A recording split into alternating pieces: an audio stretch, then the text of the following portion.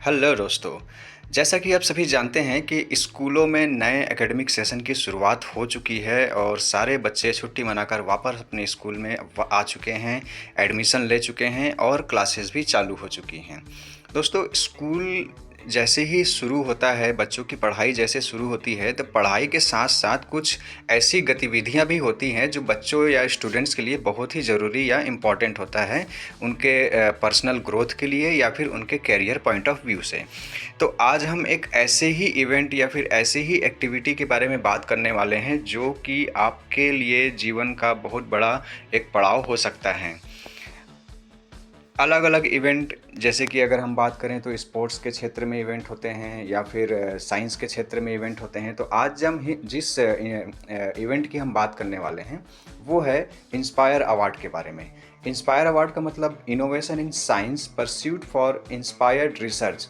अब ये inspire award क्या होता है, ये क्यों आयोजित किया जाता है, किसके द्वारा आयोजित किया जाता है और इस अवार्ड में स्टूडेंट्स या जो स्कूल के किस क्लास के बच्चे इसमें शामिल हो सकते हैं, ये सारी बातें हम इस छोटे से वीडियो में आपको बताने वाले हैं। तो आइए शुरू करते हैं। तो इंस्पायर अवार्ड की शुरुआत department of science and technology, जो भारत सरकार का एक विभाग है, उसके द्वारा ये प्रोग्राम या ये जो इंस्पायर अवार्ड है वो आयोजित किया जाता है। इसका मुख्य विज़न, अगर उद्देश्य देखें, इसका मुख्य विज़न क्या है? विज्ञान और प्रौद्योगिकी प्रणाली को मजबूत करने और देश के अनुसंधान एवं विकास आधार का विस्तार करने के लिए। देखिए, अभी तक हम लोग ये सोचते हैं कि जो साइंटिस्ट होते हैं या जो बड़े-बड़े वैज्ञानिक, इंजीनियर्स होते हैं, वो कोई विशेष होते हैं, लेकिन नहीं। इंस्पायर अवार्ड का मुख्य उद्देश्य ये है कि उस पूल पे जो साइंटिस्ट और इंजीनियर्स की जो कमी है, उनको हम स्कूल के माध्यम से पूरी करें। तो ये एक्चुअली एक बहुत बड़ा एक कॉन्सेप्ट है इंस्पायर अवार्ड कि किस प्रकार से बच्चों को उधर शिफ्ट करना है। और अगर हम लोग लक्ष्य की बात करें तो अनुसंधान, मतलब देखिए, जो बहुत सारे बच्चे होते हैं जो रिसर्च के फील्ड में आगे जाना चाहते हैं, लेकिन उनको कोई एक गाइडलाइन नहीं मिल पाता है कि वो रिसर्च के फील्ड में किस प्रकार से जाएं। अब रिसर्च की बात करें तो बहुत सारे क्षेत्र में हो सकता है, वो कृषि के क्षेत्र में हो सकता है, वो टेक्नोलॉजी के क्षेत्र में हो सकता है और भी किसी अन्य क्षेत्र में हो सकता है।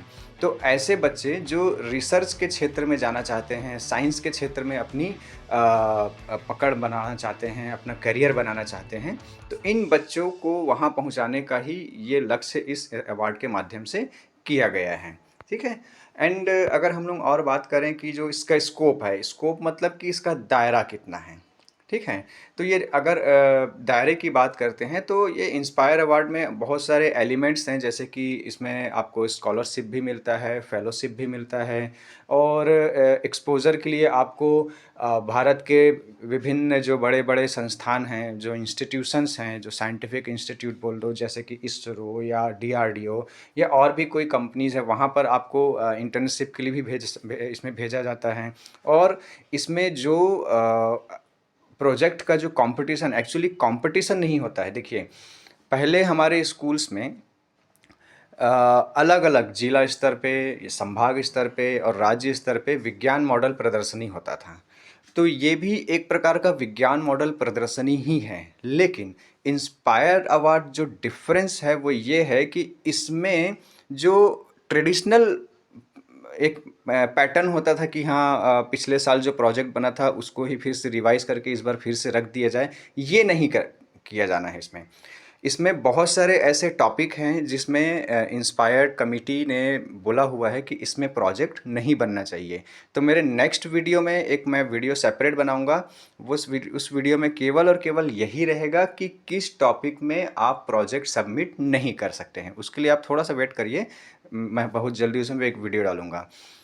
इंस्पायर्ड अवार्ड का मुख्य उद्देश्य अगर मैं आपको आसान शब्दों में समझाऊं तो जो स्कूल है, बच्चे जिस स्कूल में पढ़ते हैं, वो जिस भी क्षेत्र में होता है, चाहे वो ग्रामीण क्षेत्र में है या वो शहरी क्षेत्र में है, अपने स्कूल के आसपास कम्युनिटी या अपने शहर या गांव टोला में जो बेसिक प्रॉब्लम होता है, कुछ भी वहाँ समस्या हो सकती है, वहाँ जल भराव का समस्या हो सकता है, वहाँ पर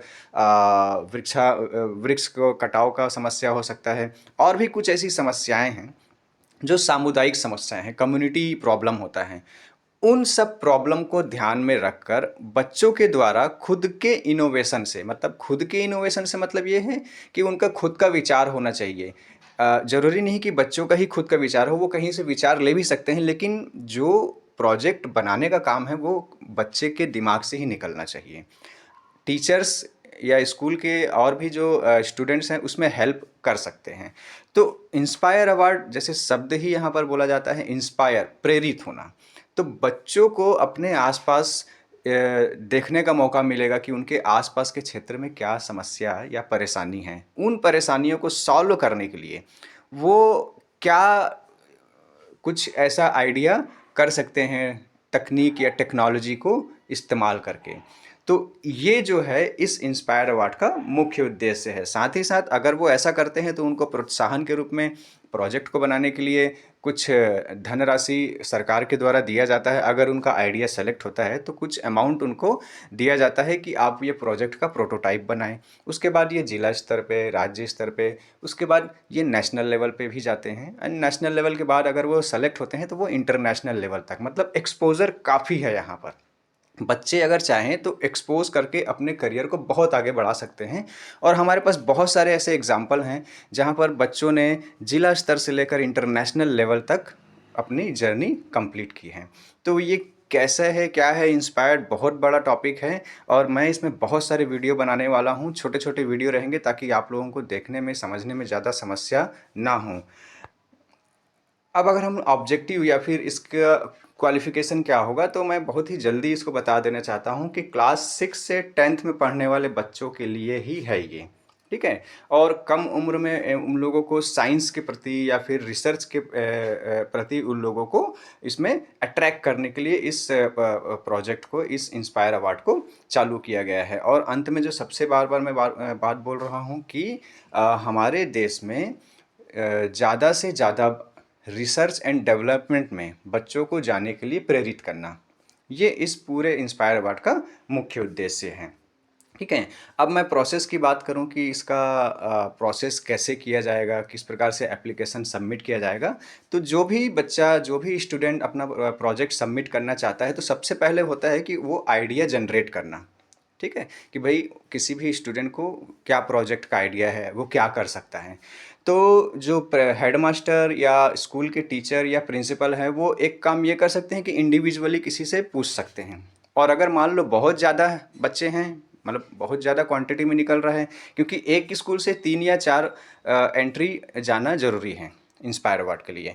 तो अगर मान लो ज़्यादा आइडिया ला रहे हैं बच्चे, तो आप एक छोटा सा स्कूल लेवल पे कंपटीशन करा सकते हैं कि आपको विज्ञान प्रदर्शनी में या फिर इंस्पायर अवार्ड के लिए प्रोजेक्ट आइडिया देना है। आप एक छोटा सा कंपटीशन ऑर्गेनाइज कर लीजिए एंड जैसे ही वो कंपटीशन में जो भी सेलेक्टेड कुछ टॉप 5 या टॉप 3 स्टूडेंट्स रहेंगे, आप उनके आइडिया को इस पोर्टल के माध्यम से सबमिट कर सकते हैं।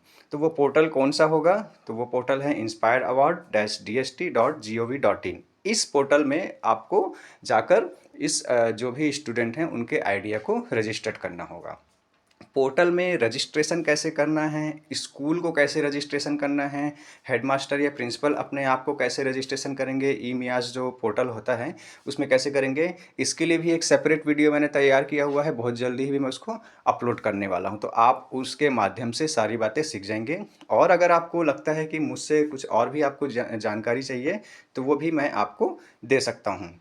मैं रंजीत सिंह, मेरे चैनल इंस्पायरो में आपका बहुत बहुत स्वागत करता हूं और वीडियो को यहाँ तक देखने के लिए मैं आपको थैंक यू बोलता हूं। अगर ये वीडियो आपको अच्छा लग रहा है और जानकारियाँ मिली है, तो प्लीज़ लाइक, शेयर और सब्सक्राइब ज़रूर कर लीजिए। मेरा नंबर डिस्प्ले हो रहा है, अगर आप चाहते हैं मुझसे कुछ और जानकारियाँ लेना है तो आप मुझे व्हाट्सएप कर सकते हैं। और हमारे मैंने इंस्पायर अवार्ड के लिए एक व्हाट्सएप ग्रुप का निर्माण किया हुआ है, बनाया हुआ है। तो उसका जो लिंक है इस वीडियो के डिस्क्रिप्शन पे आपको मिल जाएगा, तो आप वहाँ से क्लिक करके उस ग्रुप में शामिल हो सकते हैं।